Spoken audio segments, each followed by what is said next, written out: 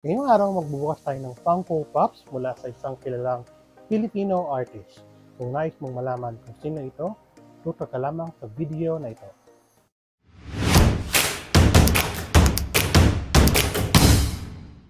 Annyeonghaseyo Chingu, ako si Sherwin at welcome back sa ating channel. Kung hindi ka pa subscribe sa ating channel, hit the subscribe button. Click na rin yung notification bell para updated ka sa future videos. At tulad ng aking nabanggit sa umpisa ng video, tayo ay magbubukas ngayon ng Funko Pops mula sa isang sikat na Filipino artist. Pero bago tayo magsimula, shoutout muna sa buong Funko Fanatic Philippines at sa kanyang more than 50,000 members strong.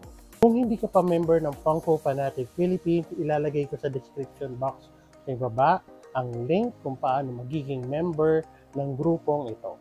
Shout out din sa Philbars na ngayon ay nagsa-celebrate ng kanilang 45th anniversary kung saan natin nakuha ang dalawang Funko Pops na ating bubuksan ngayong araw. Shout out din sa Philbars Robinsons Manila, lalong-lalo na kay Sir Oliver Contino na nag-aasi sa atin sa tuwing dumadalaw tayo sa kanyang store.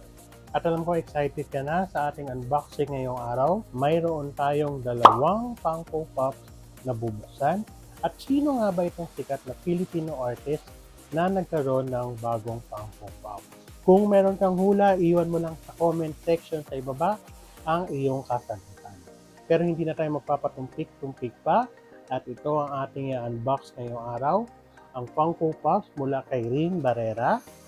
Una ay ang 4 Eyes. At ang ikalawa ay ang Chase na kasama si Mother. Una kong nakilala si Rin Barrera noong ToyCon 2023 kung saan naglabas siya ng kanyang unang Funko Pop. Yun ay ang Love. At makalipas ang ilang buwan, naglabas na rin siya ng Ulala. At ang pinakahuli ay itong 4 Eyes at ang Mother. Unahin nating buksan ay ang 4 Eyes na Funko Pops. Kung makikita ninyo, ito ay under ng Pop Asia at gawa ito ng Funko Pop at Mind Style. So, muling nabuhay ang Pop Asia line at nakakatuwa na kasama doon ang mga Funko Pop ni Rin Barrera. So, tingnan na natin yung box. So, tingnan muna natin pala yung box. Ayan, nakita sa gilid ang 4 Eyes at sa likod ang description tungkol kay Rin Barrera at sa gilid ang design ng 4 Eyes. So, bubuksan na natin ang box para makita natin yung detalye ng Funko Pop. At ayan. So, makikita ninyo ito ang 4 Eyes na Funko Pop. Bubble head ang Funko Pop na under ng Pop Asia. Pero makikita ninyo ang details ng pop na ito. Napakaganda ng details kasi hindi tinipid. Kung makikita ninyo ang original art ng 4 Eyes, ay kitang-kita nyo naman na kuwang-kuwa niya lahat ng detalye sa Funko Pop na ito. Maganda rin ito na out of box dahil kitang-kita mo na punong-puno ng detalye ang Funko Pop na ito. At yan ang 4 Eyes na Funko Pop ni Rin Barrera. Susunod naman natin ang Mother na isang Chase Limited Edition. So kung makikita ninyo, ayan ang box. At ito ay under pa rin ng Pop Asia line na gawa ng Funko at Mind Style. Tingnan natin ang gilid ng box, ang likod, at ang kabilang gilid, at rin ang taas. At atin na ngayon bubuksan ang Chase Limited Edition na Mother. At kung makikita ninyo, ito ay bubble head pa rin. Pero medyo natanggal. Natanggal lang yung ulo doon sa taas. So, ididikit na lamang natin sa... So, ayan. Kung curious kayo makita kung anong itsura ng bubble head ng wire. Ayan.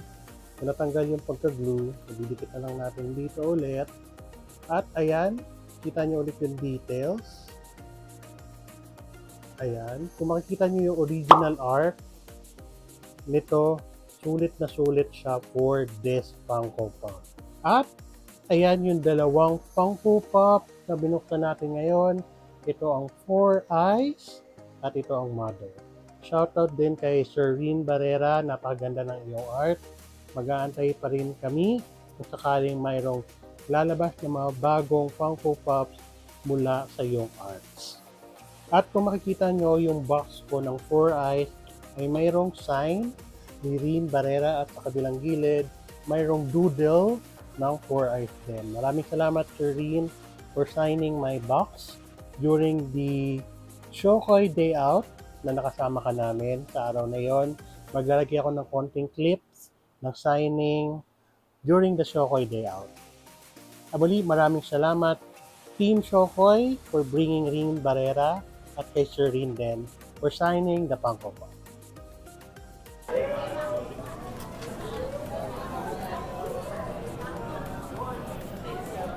At yan ang naging unboxing natin ngayong araw na ito. Maraming salamat sa inyong panonood. Uli, kung hindi ka pa rin nakasubscribe, subscribe ka na sa channel natin para sa marami pang unboxing videos in the future. Kung nagustuhan mo ang video na ito, huwag kalimutang mag-iwan ng comment, i-like at share mo na rin ang video na ito. Hanggang sa muli, paalam!